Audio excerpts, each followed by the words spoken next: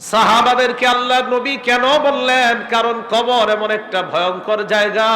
কবর আমাকে, আপনাকে, আমাদের সকলকে প্রত্যেকদিন ডাক দিয়ে বলে, আনা বাইতুল গুরবা, আমি কিন্তু অপরিচিত ঘর, আমার কাছে আসার আগে চিন্তা ভাবনা করে আসবা। আনা বাইতুল ওয়াহদা, আমি একা থাকার ঘর, আমার কাছে আসার আগে চিন্তা ভাবনা করে আসবা। আনা বাইতুদ্দুদ, আমি পোকা মাকড়ের ঘর, আমার কাছে আসার আগে চিন্তা ভাবনা করে আসবা। আনা বাইতুত তুরাব, আমি মাটির ঘর, আমার কাছে আসার আগে চিন্তা ভাবনা করে আসবা। মুসলমান মাটির উপর যখন একটা দৌড় দেন, সাবধানে দৌড় দিবেন। এক বর্ণনায় পাওয়া যায়, জমিনের উপর যারা জোরে জোরে চলে, হতে পারে এর কারণে কবর তার সাথে ভয়ঙ্কর আচরণ করবে।